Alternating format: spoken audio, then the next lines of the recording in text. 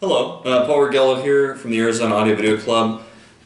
Here to talk to you today about this device. It's called a Questyle CMA 15, and it was loaned to me by a friend of mine named Don Loving over at Acoustic Design Group in Scottsdale.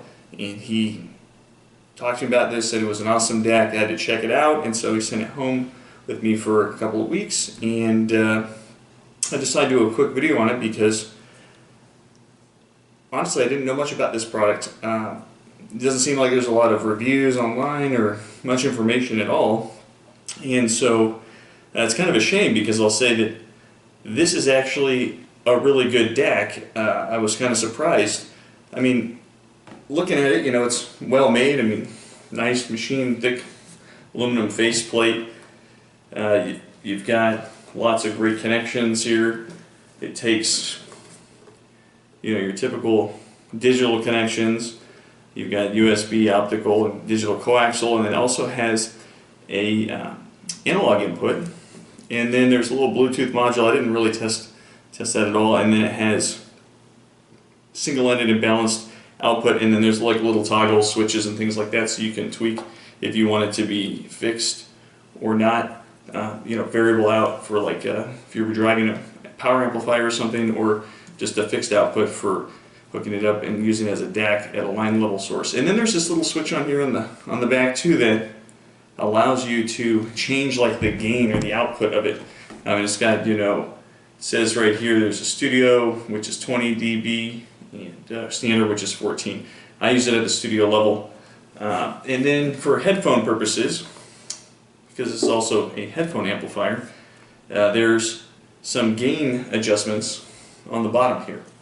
So lots of connectivity, and then it has, like we talked about before, a headphone output. It's got volume control. This doesn't do anything if you switch to fixed, but if it's variable then it functions, and it also has a nice remote so that you can do source selection and motorized volume knob, which leads me to believe the volume control is analog in this rather than digital, even though this does have an ESS Sabre DAC. I think it's like one of the latest ones, 9038 or something like that. And then there's a number of toggle switches for bias control. I played with this a little bit, kind of, I think it just goes between standard and high bias, which it says it's a Class A output stage anyway, so maybe it just runs higher Class A. I mean, usually when you're talking about a DAC or a preamp, it's not producing a lot of power, so running full Class A doesn't seem to matter too much, like you need to worry about electricity. And then there's some toggles to let it become a DAC or a headphone amp, and then a little source selector switch.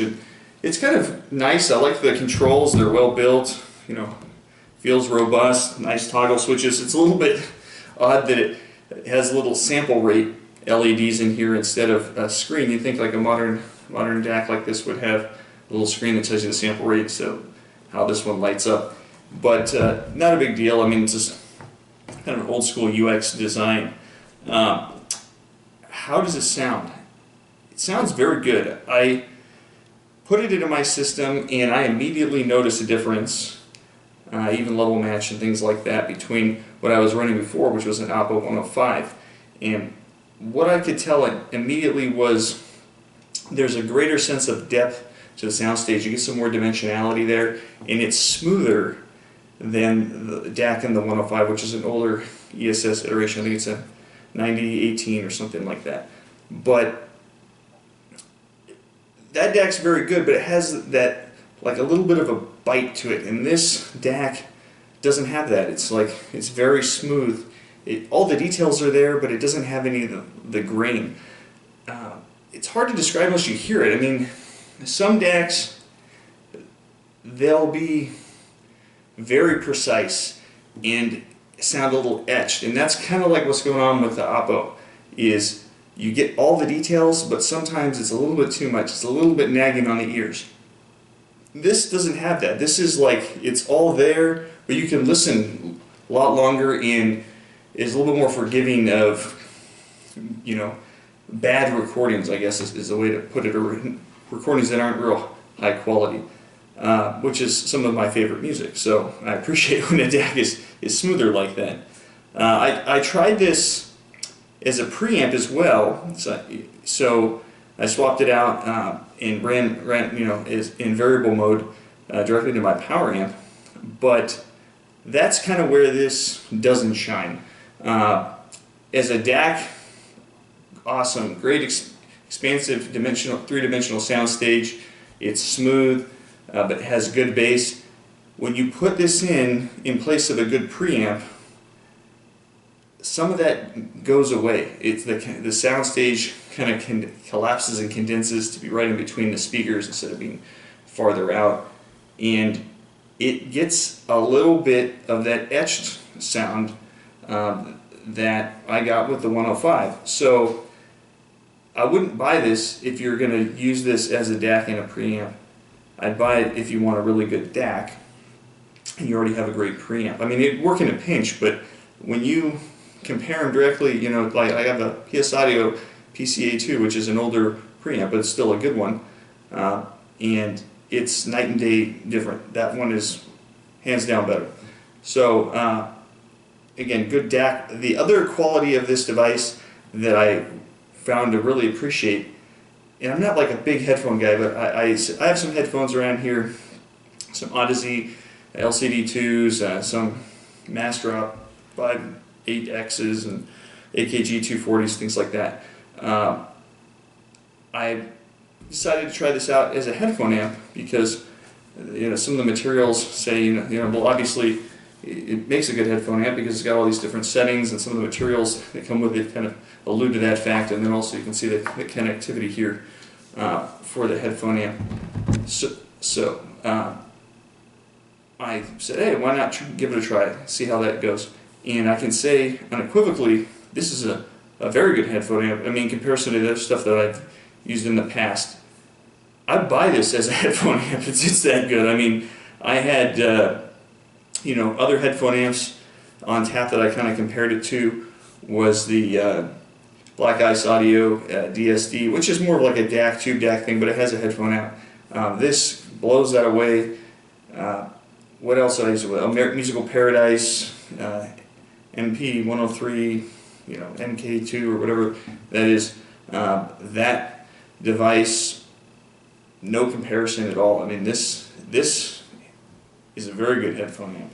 I mean, it really, those Odyssey LCD2s, which aren't supposedly that hard to drive, they came alive when I put this DAC and headphone amp on those cans. I mean, it was like, wow. I'd never heard them like that before. In fact, it's hard to go back to not using this because it was that good. It was like, wow. If I was a headphone guy, this, and I wanted a nice high-end headphone amp DAC combo, I'd pick this one definitely, or have it in my consideration set because it's really good. Okay, so what are some of the things that I don't love? Well, I already mentioned I don't love it as a preamp. No other real digs really, except I'll just say this. This gets very, very warm. Like, not gonna burn your hand, but even when it's not on, I mean, it's on. It's probably like in some kind of standby mode. And so I wouldn't put this in a cabinet where it didn't have a lot of ventilation, because I would be concerned about longevity considering how hot it does run. I mean, it's very warm to the touch. It's radiating heat, which is good because I guess it's got the substantial casework, so it can kind of, I'm hoping using this as like some kind of a heat sink and getting rid of all the heat. But yeah, man, I would think twice about shoving this in some kind of small bookshelf console kind of thing. The other thing that's a little bizarre about this is there's a remote, and the remote is multifunction, so it's great because I guess it can be used with some of their other devices, but it doesn't actually turn this on. So it has a power button, but it doesn't do anything because the on switch is like this master toggle switch. So you can't turn this on remotely. I mean, you either leave it on and just let it run super hot, and the remote works, and you can sit around in your listening chair or couch or wherever and use it that way, or you get up and you turn it on, and then use it. The other thing I noticed is it has this bias mode, you know, standard and high bias. And when I use it as a DAC and a preamp, I couldn't tell any difference. When I use it as a headphone amp, that's when it became a little bit sweeter. So that does do something, although the paperwork on this is very limited. So, you know, you're talking about a manual that's a handful of pages, very basic functionality like how to hook things up, but it doesn't really tell you what all this means as far as like what's high bias, what's standard bias, and kind of, or any of the more descriptive terms around the topology, like what is actually going on inside this unit. I don't really know from the manual. So that might be another thing to consider if you're more curious.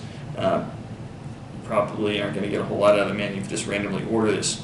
The other thing, not a big deal to me, but might be a big deal to some people, is the form factor. It's not half rack, it's not full rack, it's like 2/3 rack in width, and so it doesn't, I mean, when you have a stack of gear, like, it doesn't quite look like it belongs. It's kind of this in-between weird form factor where, you know, it's going to occupy a shelf on your rack, but it's not going to fill it out. So I don't really care, but some people might. This form factor is fine by me, but who knows? So anyway, all that said, I think this is a nice unit. I think it should get more attention here in the United States. I'm not sure why it doesn't.